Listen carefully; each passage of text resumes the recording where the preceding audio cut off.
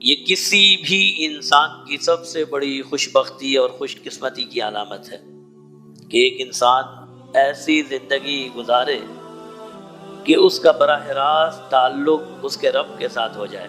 اور یہی ہماری اور آپ کی، ہم سب کی زندگی کا مقصد ہے کہ کوئی بھی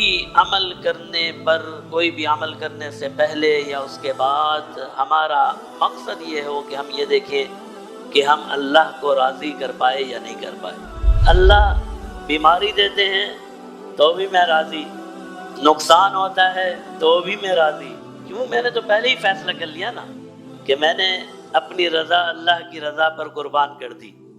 اب اگر مجھے صحت ملتی ہے تو اسی سے ملتی ہے، بیماری ملتی ہے اسی سے ملتی ہے.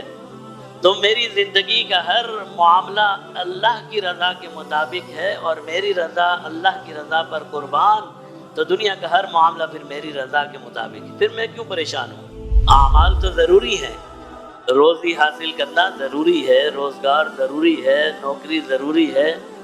آپ بیمار ہو گئے، علاج کے لیے ڈاکٹر کے پاس جانا ضروری ہے. یہ نہیں ہے کہ سب کچھ چھوڑ چھاڑ دیں. اس کا ہم غلط مطلب نکال لیتے ہیں کہ بھئی اللہ کی رضا کا مطلب یہ ہے کہ سب کچھ چھوڑ دو. نہیں، یہ مطلب نہیں ہے کہ سب کچھ چھوڑ دو. چھوڑنا یہ مقصد نہیں ہے. پھر کیا مقصد ہے؟ رضا کا مطلب یہ ہے کہ جو آپ کر سکتے ہیں وہ کر دے، اور پھر فیصلہ اللہ کے حوالے کر دے. اگر آپ کو ملا تو بھی الحمدللہ، اور اگر اتنی کوشش کے باوجود بھی وہ چیز نہیں ملی تو بھی الحمدللہ.